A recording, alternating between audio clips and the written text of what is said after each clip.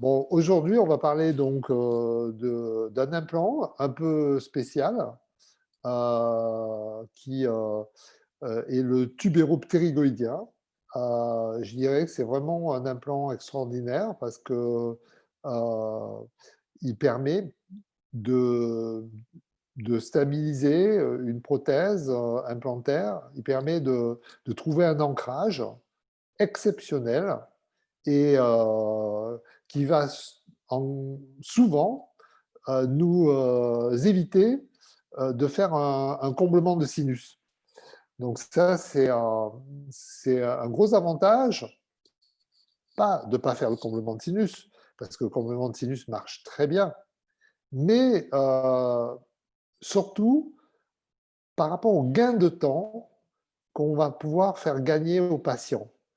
Parce que vous savez que quand on fait un comblement de sinus, un soulevé de sinus, eh bien, il faut attendre souvent plusieurs mois pour pouvoir implanter, qu'il est très rare de pouvoir faire comblement et implantation en même temps dans le sinus. Et donc, cet implant va nous permettre donc de pouvoir sauter au-dessus du sinus. Voilà, donc on va commencer. Je vais partager mon écran. Donc je vous demande quelques petites secondes pour pouvoir lancer mon partage.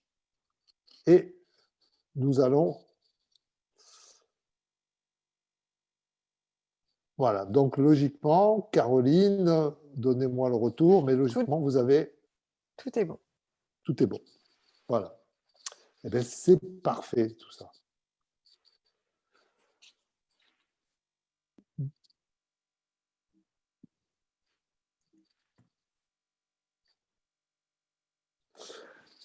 Alors, donc, on va étudier cette zone tubéroptérygoïdienne et on va étudier en premier l'anatomie de cette zone.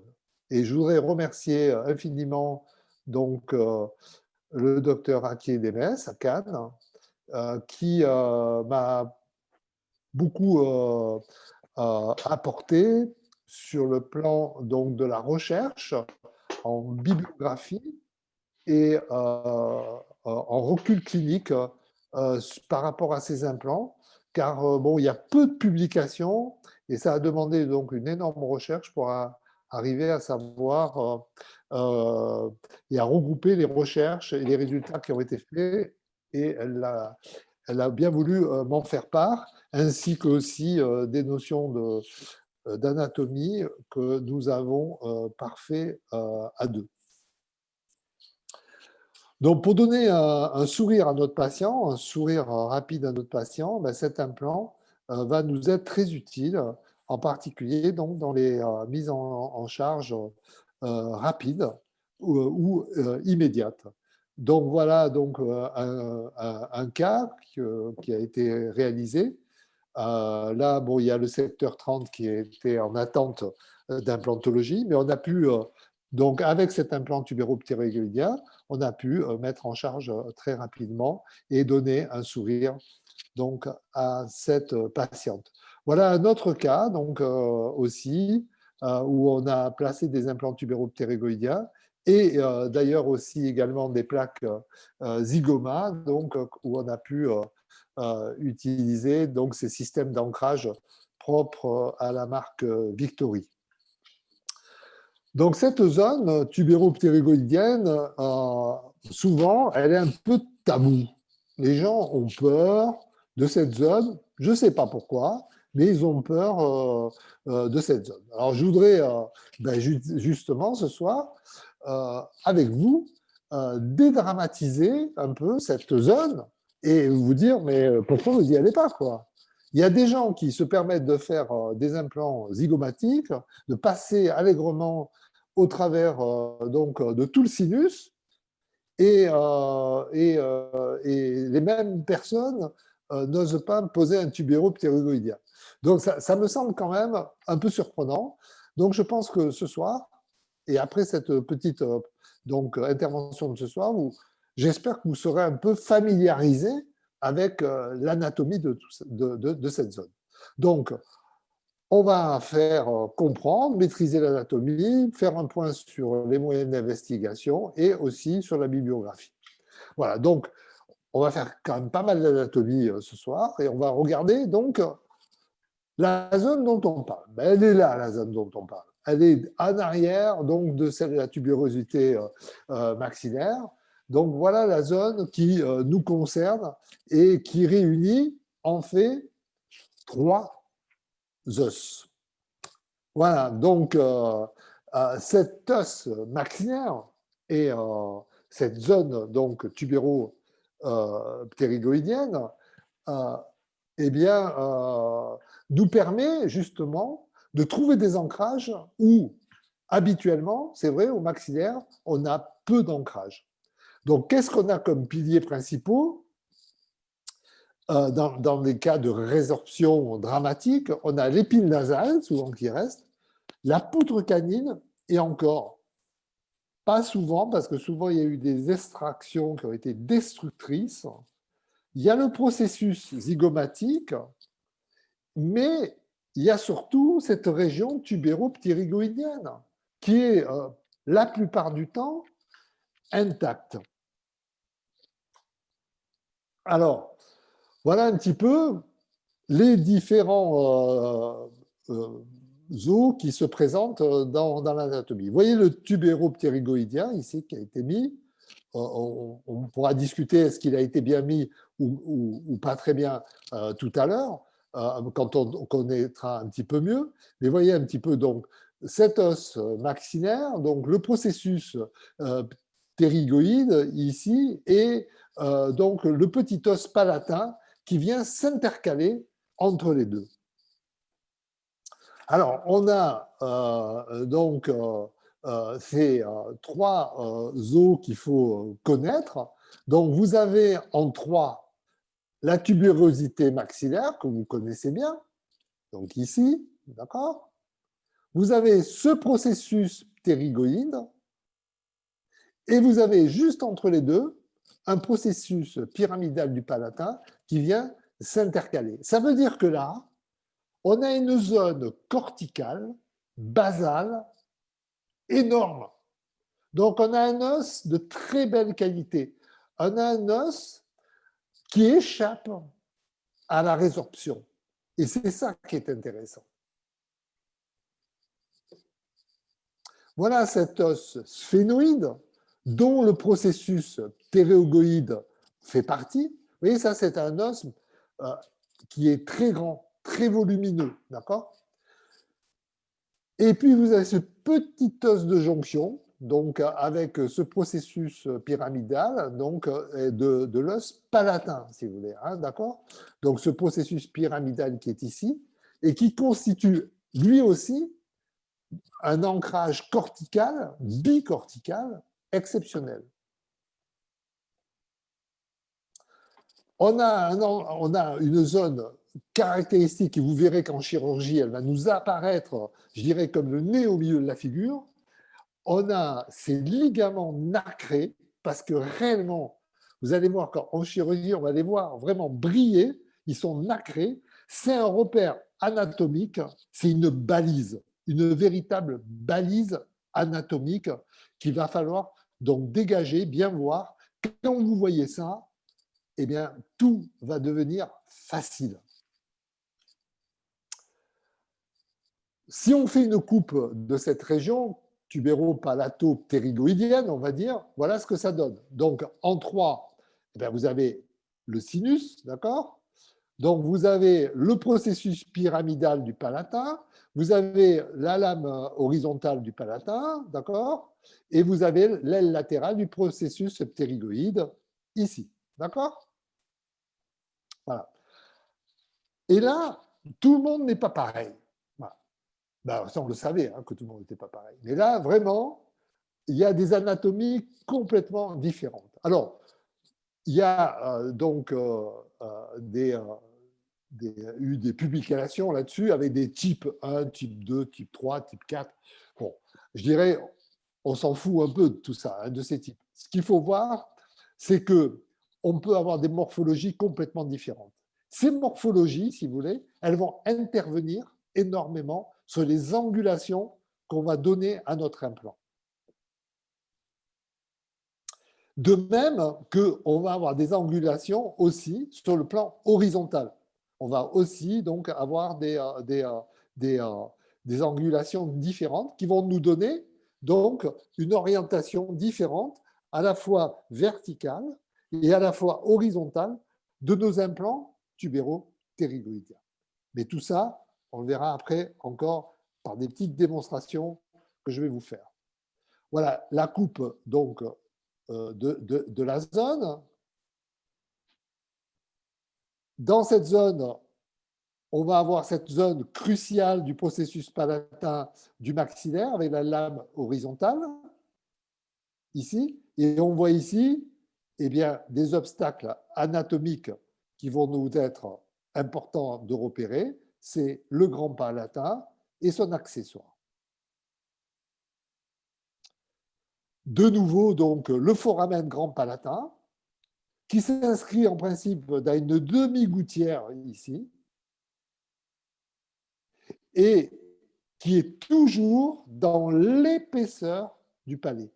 Donc, quand vous allez faire et récliner votre palais, il faut absolument que vous soyez au contact osseux. Si vous êtes au contact osseux, vous ne pouvez pas léser le grand palatin. Et là, donc, il faut vraiment que vous respectiez ça quand vous allez disséquer. D'accord? Voilà. Et on va avoir des petits palatins accessoires. Il peut y en avoir un, il peut y en avoir deux. C'est possible. Ça arrive. Donc maintenant, on va voir les éléments vasculo-nerveux et musculaires, donc, qui sont en rapport donc, immédiat donc, de cette zone. On va avoir plusieurs éléments. On va avoir ce pédicule vasculo-nerveux alvéolaire postéro-supérieur, pédicule grand palatin. On va avoir les muscles ptérygoïdiens latéral et médian. Plus lointain, on va avoir le vestibule jugal qui contient toutes les structures anatomiques en dehors du muscle buccinateur. Bon, voilà les dessins d'anatomie, on ne va pas s'étendre là-dessus. Hein, vous pouvez les trouver un peu partout. Là, la vascularisation bon, qui nous intéresse. Donc, nous, vous voyez qu'on va être dans cette zone-là, ici, avec cette artère maxillaire, donc, on est dans cette zone-là. Alors là, Gaudy, bien sûr, nous a fait de magnifiques dissections que vous trouvez dans son bouquin. Donc, on a cette artère maxillaire qui arrive et on a cette artère donc, alvéolaire postéro-supérieure. Là, on va avoir donc cette artère et nerf alvéolaire postério-supérieur qui s'inscrivent donc dans une sorte de gouttière. Voilà. Donc, le pédicule grand palatin, donc, avec le grand palatin, les accessoires et la palatine descendante avec l'aile médiale du processus ptérygoïde que l'on voit ici. Là, le grand palatin a été disséqué et vous voyez très bien que cette dissection s'est faite dans l'épaisseur du palais.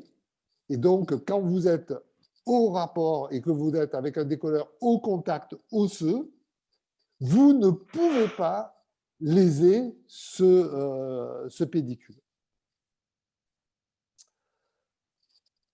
Ce pédicule grand palatin que l'on voit ici, et vous voyez en bleu, j'ai représenté l'axe que devra avoir mon implant. Et vous voyez que pour aller léser ce pédicule, c'est absolument impossible si vous avez repéré avant la balise, la super balise qu'on a, c'est-à-dire le ligament nacré d'insertion des muscles ptérygoïdiens. Les muscles masticateurs donc, qui interviennent avec ces muscles ptérygoïdiens. Donc, médiales, latérales, d'accord? Donc, qui viennent se fixer juste en arrière de la tuberosité. Et ils sont très importants pour nous. Et ils ont ces ligaments. Donc, on va très, très bien voir lors de la chirurgie. Donc, le médial, vous voyez donc l'endroit qui nous concerne. Vous voyez, c'est là l'endroit qui nous concerne. Là, il va y avoir ici la tubérosité devant, qui n'a pas été dessinée. Et donc, c'est cette zone qui va nous intéresser. Voilà encore de nouveau la zone qui nous intéresse, avec donc ce latéral qui arrive comme ça, d'accord? Voilà. Et qui va participer à l'ouverture, à la fermeture, mais surtout à l'ouverture de la buccale. Et après, on a donc sur cette coupe que vous voyez, donc, on voit très bien, donc, vous voyez les dents là, c'est un dédenté complet avec un appareil mobile qui a fait l'objet d'une dissection. Et on voit après ce muscle buccinateur qui en fait, si vous voulez, la paroi interne de la joue, donc qui nous sert de frontière. Et on a, vous le savez, un pédicule graisseux, donc la boule de Bichat, donc, qui nous permet éventuellement d'aller boucher une communication bucco-sinusienne dans certains cas. Alors, bien sûr, la radio panoramique, c'est un bon examen. Ça permet quand même de bien visualiser au départ, mais ça ne suffira pas. Ça ne suffira pas. Il va nous falloir un 3D. Bon, maintenant, si vous voulez, les 3D, on en trouve dans beaucoup de cabinets. C'est merveilleux. Le prix a énormément baissé, donc c'est vraiment accessible pour tout le monde. Donc voilà, par exemple, là, bon, Gaudi nous a représenté la position d'un tubéroptérygoïdien. Bon, nous allons voir que on peut, je dirais, aller un petit peu plus loin dans la précision. Voilà. Donc, après, nous avons donc toujours au niveau anatomique, nous avons ces plans, voilà, le corps adipeux dont on parlait tout à l'heure de la joue, qui va nous servir des fois pour boucher. Voilà. Alors, la bibliographie, c'est intéressant quand même de voir un petit peu ce qui a été écrit au niveau de la bibliographie là-dessus. On s'aperçoit qu'il y a pas mal de gens qui ont écrit, mais dont on parle, vous voyez, jamais. C'est des gens un petit peu inconnus, mais ils ont quand même bien travaillé là-dessus et ils ont vu que, en fait, avec les tubéroptérygoïdiens, on avait les mêmes taux de succès. Et de mon point de vue, on pourra en parler tout à l'heure dans la petite discussion qui s'installera, j'espère. Eh bien, de mon point de vue, on a encore un taux de succès bien supérieur donc aux implants traditionnels. Pourquoi? La raison est simple. On est en implantologie basale. Donc, là, il faut, je dirais, remercier notre maître à tous, Gérard Scortecci, qui nous a ouvert les portes de cette implantologie basale et qui nous permet de rendre service à nos patients. Donc voilà, les implants ptérygoïdiens, moi je peux vous dire, ça marche. Ça marche, moi ça marche depuis plus de 20 ans.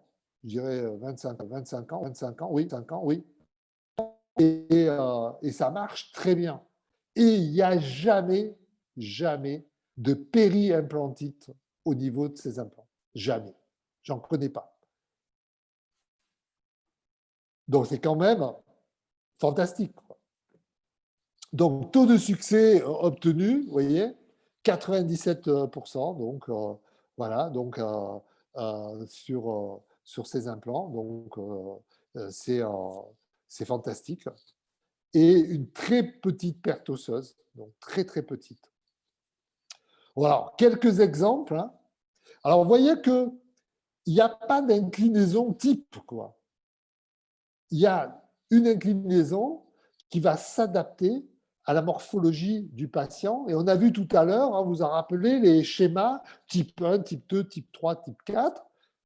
En fait, il ne faut pas apprendre ces types, ça ne sert à rien. Il faut savoir simplement se spatialiser et voir comment ça se passe dans la bouche du patient. C'est tout. Donc, ces implants, on va les utiliser en implantologie sectorielle, on va les utiliser en implantologie donc complète, on va les utiliser tout le temps. Alors, pour, je dirais, bien résumer, insister sur ces zones anatomiques, je vous ai préparé des petites vidéos que j'ai fait spécialement pour vous ce soir. Et on va commencer par la première vidéo.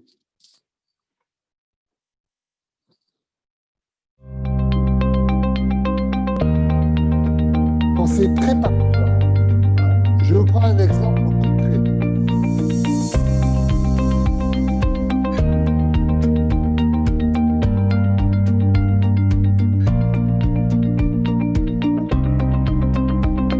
Donc, désinfection, un bridge malheureusement perdu. Cette patiente, vous allez voir, elle a eu des tubéroptérygoïdes qui vont avant. Vous voyez, il y en a un qui apparaît.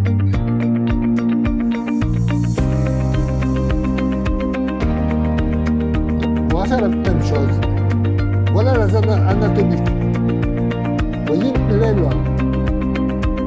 de la hypophyse ptérygoïde. Le canal grand palatin, son canal accessoire. Voilà ce qu'on avait fait il y a 10 ans. Avec un recul important.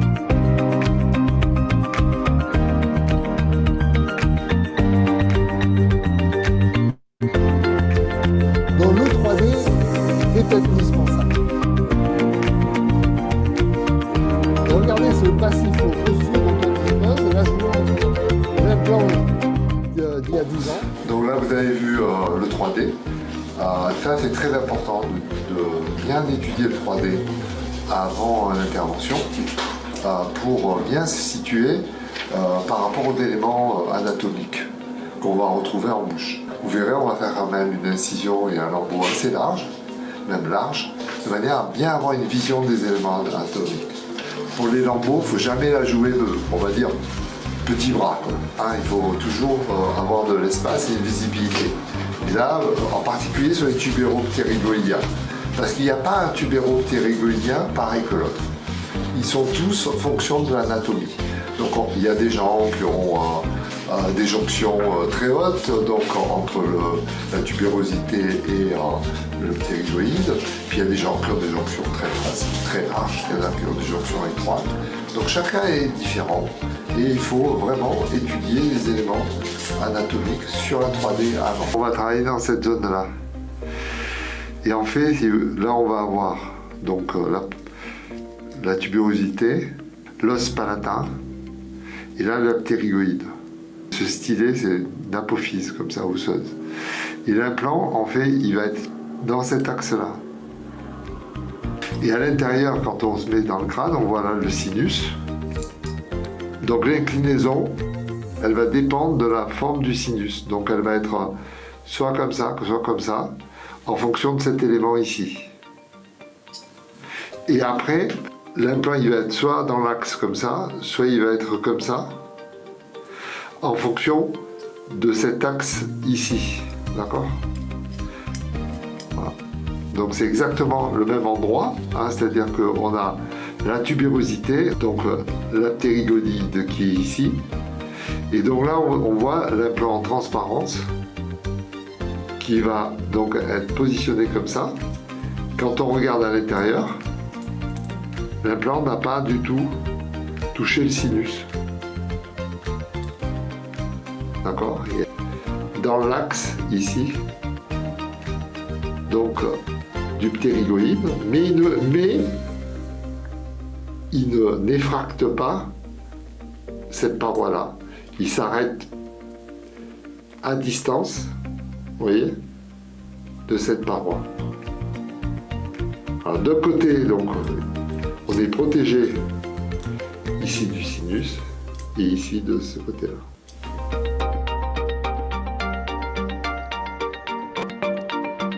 Alors bien sûr, on va planifier tout ça sur un 3D. Donc je vous montre un petit peu comment on fait. On va choisir un fractal comme exemple, chez Victory. Et on va corriger notre axe. On va corriger dans les trois axes au fur et à mesure jusqu'à obtenir la position idéale sur la planification.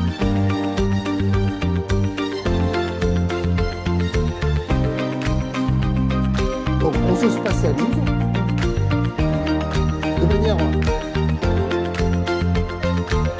que au moment de la chirurgie, on met tous ces éléments anatomiques dans la tête et dans les yeux. Voilà, ma planification est validée. Je vérifie une dernière fois. Voilà, c'est les angulations, je vous ai marqué. Et là, maintenant, quand j'ai fait tout ça, je suis prêt pour aller en chirurgie. On y va? Allez, on y va.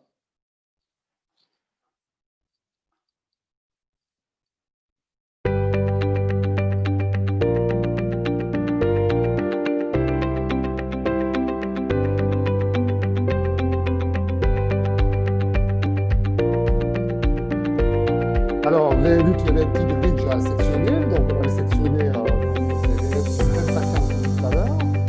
On va le sectionner, on va faire des PRF. Avec la musique, on n'entend rien.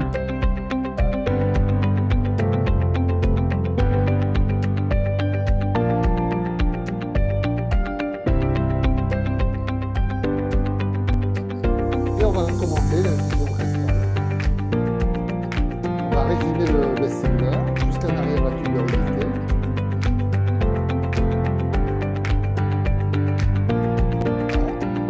Et après, le palatin au contact sûr. Très important. Et on va faire une petite incision de décharge vestibulaire pour bien dégager la partie postérieure de la tuberosité. Et là, on va chercher la balise.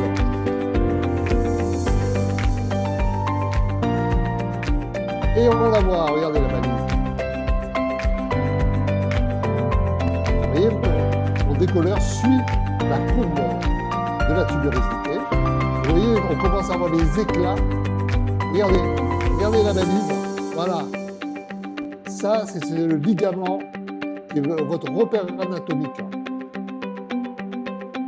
Bon, dans ce cas-là, on va cureter les alvéoles sur cette patiente, puisqu'on a fait les extractions. On va donc compléter avec la piezo et on va aussi utiliser du laser diode donc, et de l'oxygène. Je suture le palatin dans ce cas-là pour que on puisse bien vous montrer. Hein, d'habitude, je ne suture pas, mais là, quand vous verrez, on va venir sur le film. C'était la suture fractionnée, tractée sur leur beau palatin. Et je vais utiliser donc, un estéotenseur pour faire des repérages anatomiques dans cette os donc, qui est souvent anisotropique de différentes densités pour trouver mon ancrage ptérygoïdien. Et quand j'ai repéré cet acte, je vais le suivre avec un forêt primaire. Vous avez vu que j'ai mis un prolongateur. Il faut toujours se donner énormément de distance et de très bonne visibilité. Je contrôle ma longueur et je passe le forêt terminal et unique dont on a besoin. Hein, c'est aussi là où Gérard nous fait des trucs gérants parce qu'il n'y a jamais besoin de beaucoup d'instruments. Et là, regardez, à vitesse très lente, alors on va mettre cet implant qui est microfileté, qui n'a subi aucun traitement, qui est brute, on va dire, d'usinage. Donc, sécurité absolue, pas de remarquage. C'est un implant monobloc.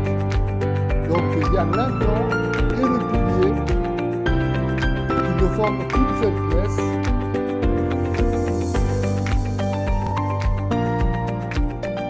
On désinsère le membrane.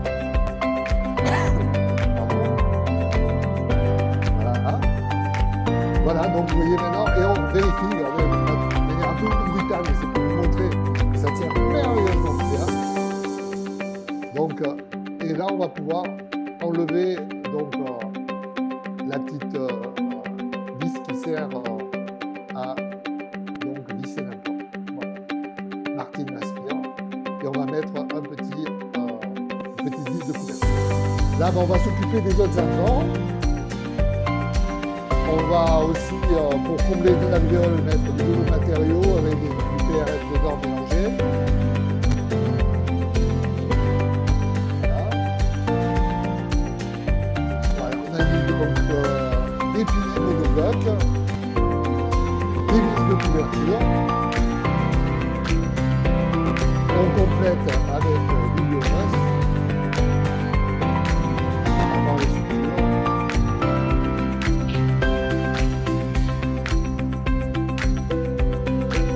Un embout de l'huile extravasculaire. On va donc glisser le membrane PRF.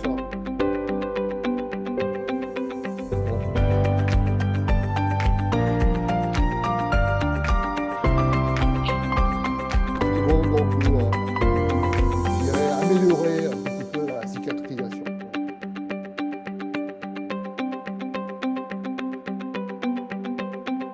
Et on va utiliser donc des points de suture TFO et TFE pour suturer tout ça.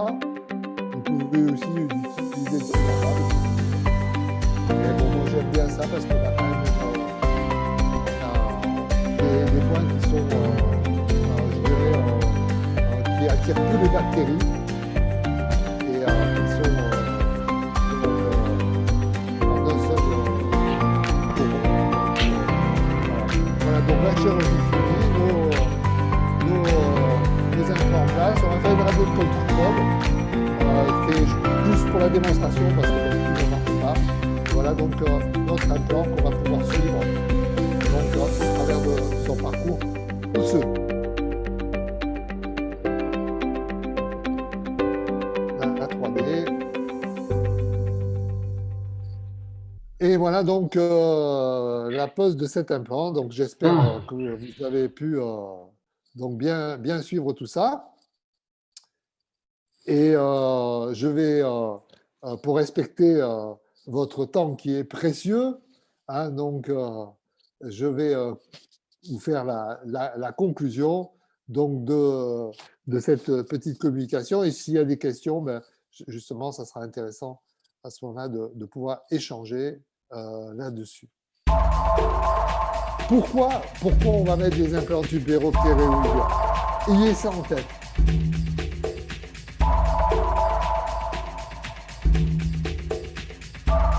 Premièrement, c'est une zone anatomique basale, donc pas de périimplantique. Deuxièmement,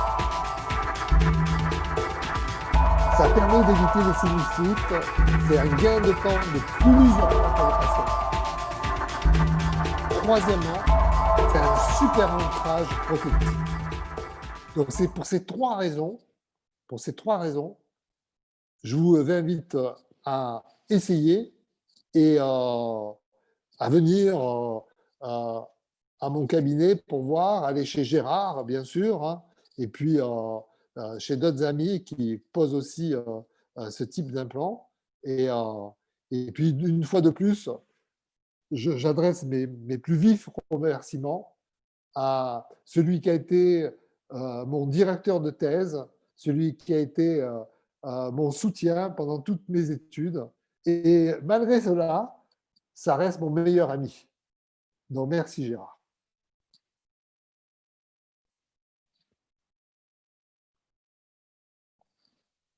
Merci à toi, Jacques. Alors, Voilà, donc on va revenir, j'ai arrêté le partage et donc on va voir un petit peu si, euh, donc, si, alors, s'il y a des questions, donc bah, je suis à votre disposition.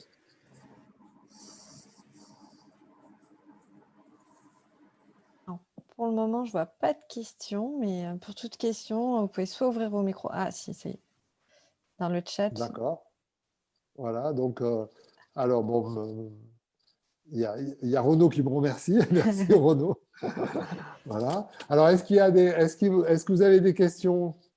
Quand même. Non, ils sont timides. Ah, il y a Henri qui pose une question. Oui, D'accord. moi j'ai deux questions en fait. Le type de la gencive, est-ce qu'il n'y a pas de périimplantite dans cette région-là? Est-ce que c'est une gencive attachée que tu as autour du col de l'implant ou est-ce que c'est une muqueuse? Alors, dans cette zone-là, vous savez bien que c'est pas du tout, muqueux, c'est une gencive attachée. Donc ça joue aussi, hein, ça joue aussi. Deuxième question, parce qu'on n'a pas, enfin moi j'ai pas entendu en tout cas avec la musique qui était magnifique, mais qui couvrait ta voix complètement pour moi. Tu peux revenir sur les repères que tu as pris au moment de poser l'implant, du forage de l'implant surtout. Alors, le repère principal, Henri, c'est donc le ligament nacré donc, des muscles ptérygoïdiens. C'est un repère qui est capital parce que si tu veux, au-dessus de cette insertion, il y a l'os. Il y a l'os et il y a surtout cette série de corticales. C'est comme un millefeuille de corticales, puisqu'on va voir la corticale de l'os maxillaire, une corticale. Les deux corticales de l'os palatal, ça fait 3 corticales. Et après, on a encore la corticale du ptérygoïdien. Donc, nous avons quatre corticales. Nous avons 4 corticales qui vont être traversées par l'implant. Donc, on a une stabilité fantastique. Vincent, tu avais une question à poser. On t'entend pas bien, Vincent.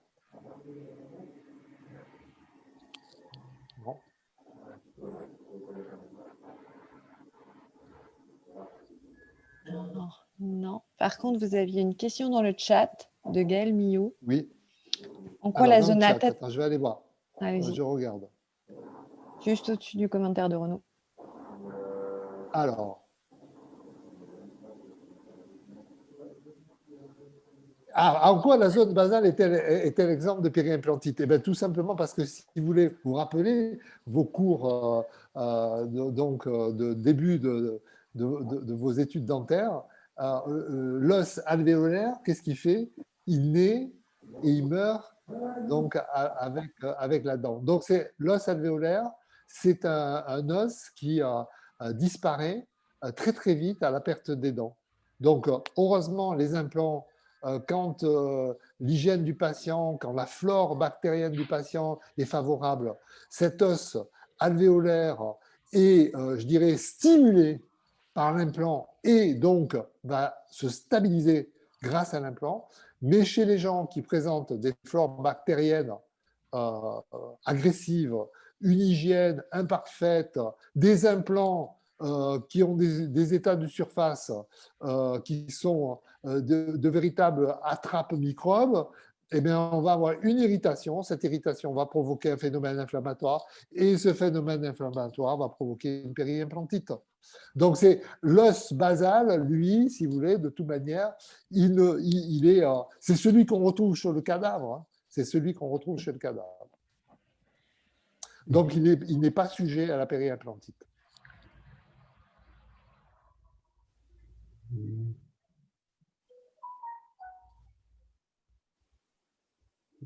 Est-ce qu'il y a encore une autre question? Alors? Eh bien, Caroline, s'il n'y a plus de questions, on va se dire bonsoir. Non, c'est tout, apparemment. On va aller donc se confiner. Tout à fait. Alors moi, je vous parle du Maroc. Hein. Donc je suis à Rabat et j'ai été invité par une consoeur qui vient d'ouvrir un magnifique centre dentaire. Donc dans une bourgade, une ville périphérique à Rabat. Et elle s'est équipée de manière assez extraordinaire avec 4 fauteuils, la 3D, la panneau, une stérilisation ultra moderne, donc super équipement. Et donc, elle a, je dirais, beaucoup de courage, d'ambition. Et vous voyez, donc, dans tous les pays, ça pousse. Hein, voilà, donc c'est vachement important, quoi. Hein. Donc merci, merci à nos amis marocains aussi de nous avoir invités. Voilà. Merci à toi, Jacques. Eh bien, à très bientôt. Merci Jacques. À bientôt. Au revoir.